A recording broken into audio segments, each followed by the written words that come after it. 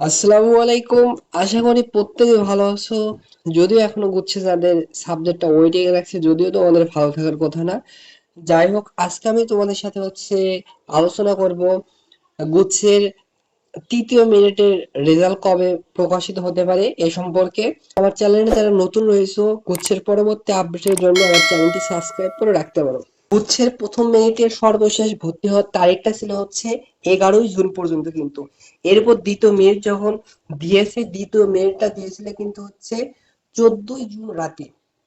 So 11ই জুনে প্রথম মেরিটের সর্বশেষ ভর্তি হওয়ার তারিখ ছিল। এরপর দ্বিতীয় মেরিট প্রকাশিত হয়েছিল কিন্তু 14ই জুন রাতে কিন্তু প্রকাশিত হয়েছিল। এরপরে দ্বিতীয় মেরিটে কিন্তু দেখো, ভর্তির সময় দিয়েছিল অনলাইনে ভর্তি ফি প্রদান করতে বলছিল 15 তারিখ থেকে 17 তারিখ। আর মূল কাগজটা জমা দিতে বলছিল 16ই জুন থেকে 18ই জুন। আজকে কিন্তু আমি ভিডিওটা 18ই জুনে তৈরি করতেছি। সো আজকে কিন্তু সর্বশেষ দিনটা ছিল, লাস্ট ডেট ছিল দ্বিতীয় মেরিটে যারা সাবজেক্ট পেয়েছিল তাদের ভর্তির।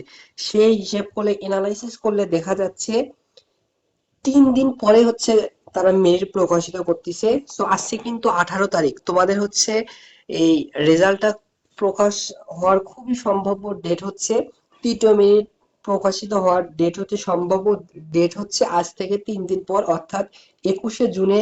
তোমাদের পসিবিলিটি অনেক বেশি রয়েছে। 21 তারিখে কিন্তু রবিবার, আর রবিবারে কিন্তু বিশ্ববিদ্যালয়টা খোলা থাকবে।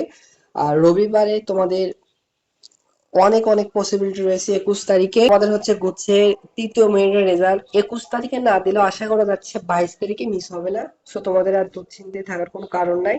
সবার জন্য শুভকামনা রইলো। তোমরা গুচ্ছের কোনো না কোনো একটা পাবলিক বিশ্ববিদ্যালয়ে ভর্তি হয়ে একজন পাবলিকের নিজেকে পরিচয় দিও। তো সবাই ভালো থাকো, সুস্থ থাকো। গুচ্ছের পরবর্তী আপডেটের জন্য চ্যানেলটি সাবস্ক্রাইব করে রাখতে পারো। ধন্যবাদ।